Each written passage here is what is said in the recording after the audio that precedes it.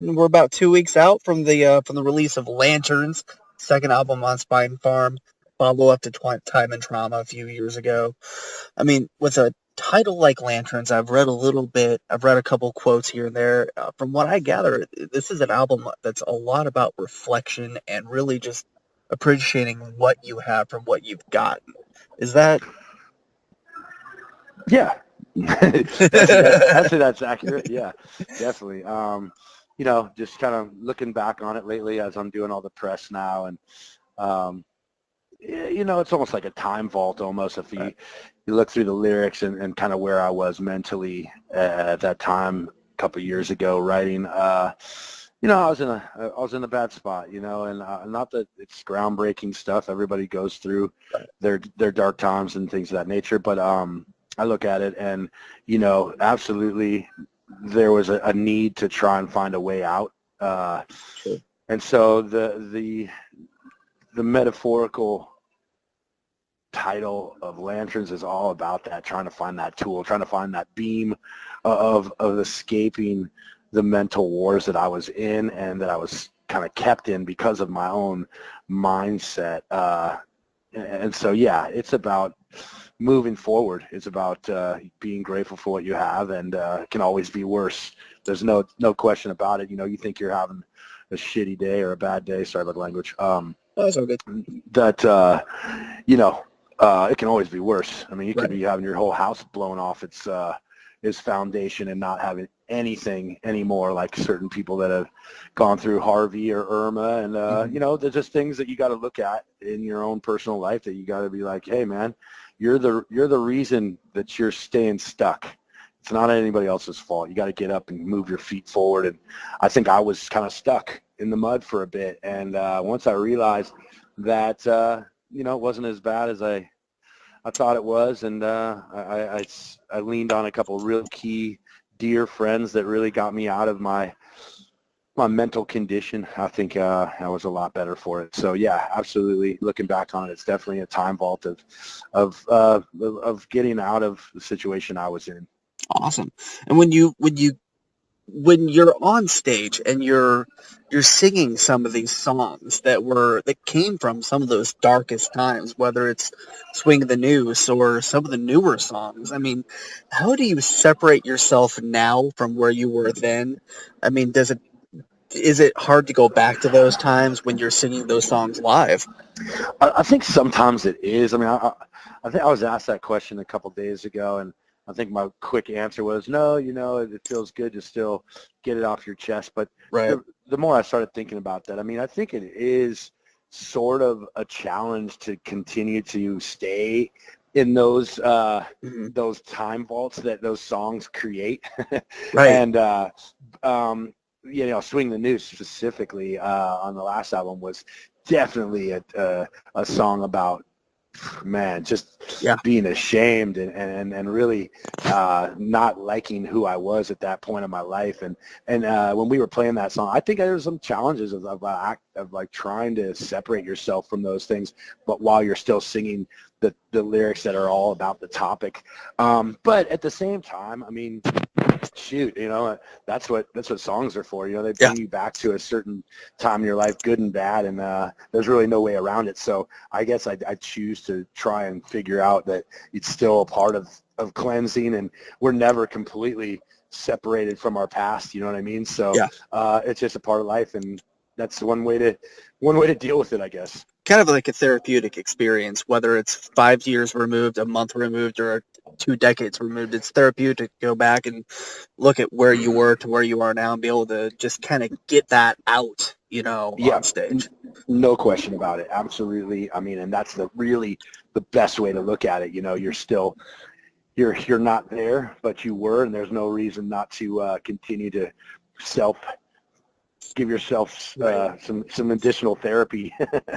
Exactly. It's good for all of us, especially, I mean, whether it's you, the songwriter and the lyricist, or us, the fans that can connect with those songs. I mean, that's what we go to the show for, to be able to get that out and kind of, Yeah. it's like a 2 hour, an hour and a half long therapy session for all of us sometimes. Right. So it's really good. Speaking of live, you guys are out with Double Driver right now.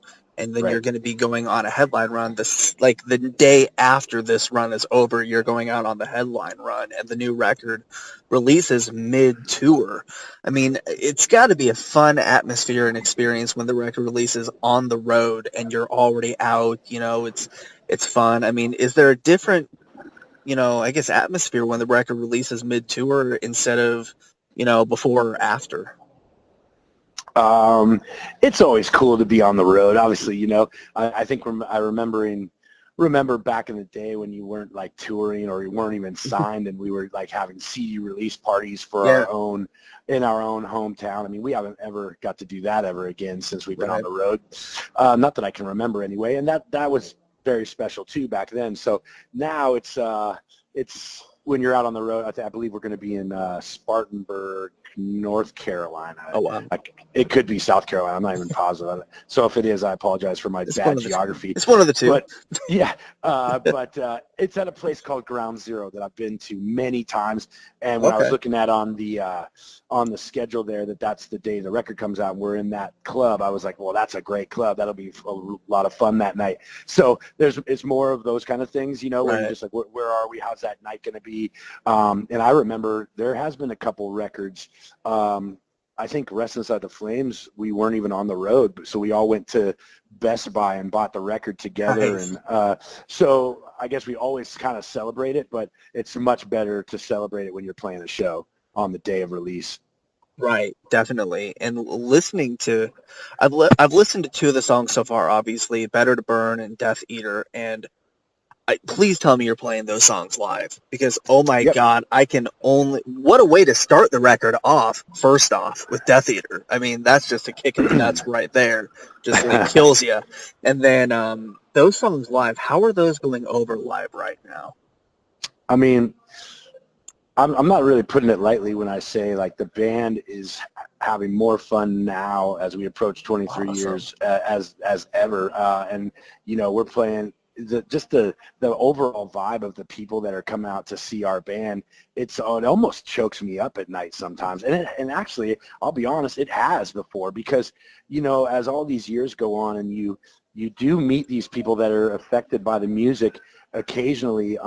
It's special, but it's almost been more so on this album. I don't know why, or maybe I'm just being more grateful about the comments that I'm reading or talking with these people. Yeah, the new songs that we're playing, as a matter of fact, we're playing 5 new songs right now out of the 10. So we have a pretty big balance. And, it's been great. And, you're always going to have haters. You can't not have them.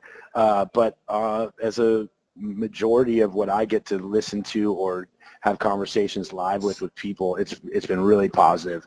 And it's a big part of the reason we're still going, because without our people, it wouldn't be nearly as fun, and it probably wouldn't be justified either to be 42 years old and still traveling the earth with a band that didn't really resonate to anyone anymore. So it's still special. It's something we're extremely proud and grateful for, to still be able to put out new music and have people still be excited about it other than ourselves. Yeah, not many bands can say that 23 years into their career that they're still, successful, relevant, and people are still coming out and enjoying even the new music, because I feel like a Right. lot of bands get to a point where fans don't care about the new music. So to have fans latching on and connecting with the new stuff, I mean, that's not something that a lot of bands get to experience anymore sometimes. Yeah, I guess I hadn't really thought about that part of it, but you're right. As an old music listener, I'm all kind of jaded too. I don't really listen to a lot of new stuff. I like what I like from the old stuff. I mean, I guess it's not always the case. I love the last new Thrice album. That was incredible. I love that album maybe better than any of their stuff. And anyway, that's I guess that's just one of my examples. But yeah, we maybe are one of those bands that are still slowly climbing, because we never really got that massive to begin with. So it's been a very steady climb for our band over the years. And I guess it's definitely something to be grateful for, because you don't want to be going the other way, right? Right. So even though it's been slow, and would we have liked to have been bigger like most of our peers? Absolutely. Do we think about it very often? Absolutely not. So I think, and that's because it still is a climb, and it's still a positive step. Each album does a little better than the last, and at this day and age, that's difficult.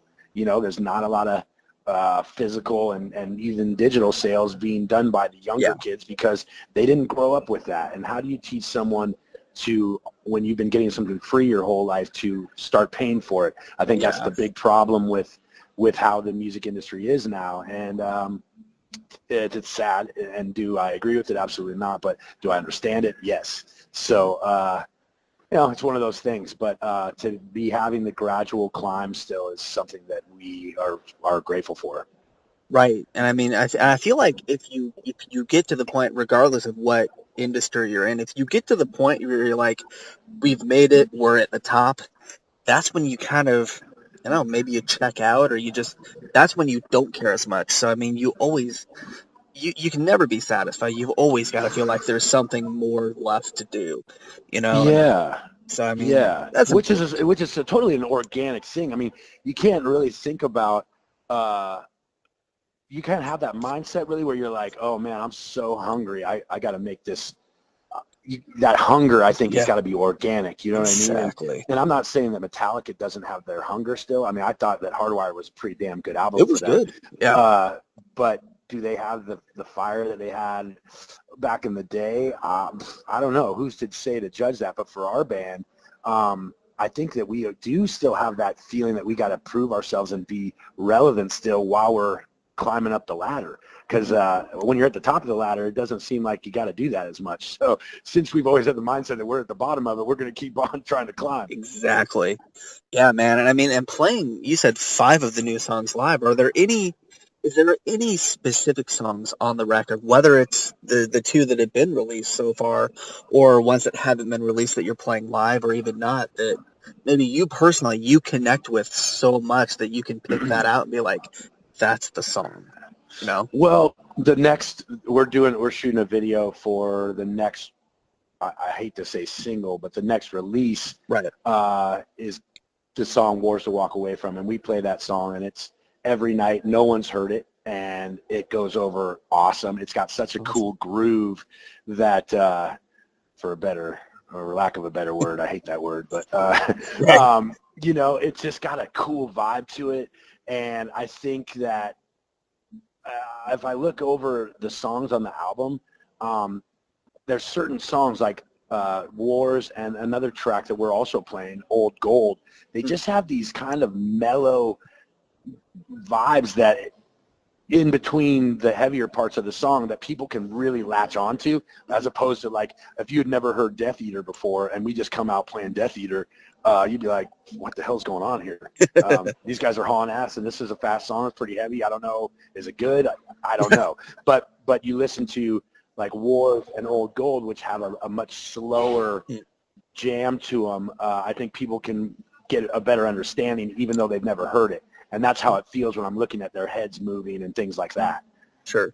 Awesome. Yeah, and I mean with the 2 I've heard, they're similar, but they're also very, very, very different too. I mean, you've got Better to Burn that, you know, it's fast, it's heavy.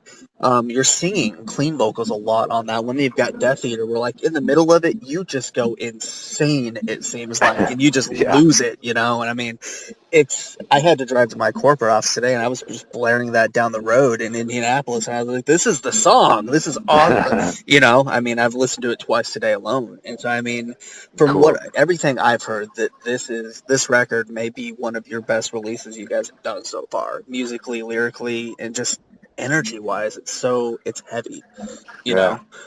It's like you're making a statement. And so, I mean, I'm glad everybody's been really cool and saying similar things like that. And that's so cool that so many people are feeling that same thing, you know, because we're so connected to it that it's so hard to separate yourself from what we're doing, you know, because there's really no conscious effort. Not that we are really aware of, other than over all these years, we just kind of do we just kind of do our thing, and our thing is, you know, love it or hate it. It's a little bit different than the pack. And I think that's what we do hone in on. That's what we think is unique about our band is, you know, my vocals, which are not everybody's favorite, but so to certain people, it is their favorite thing about the band. So we know that there's that signature, unique sound that we need to be conscious of all the time without really having a direction musically per se. Right. Yeah, definitely. I mean, I don't know if that makes any sense, but to me, for some reason, it does.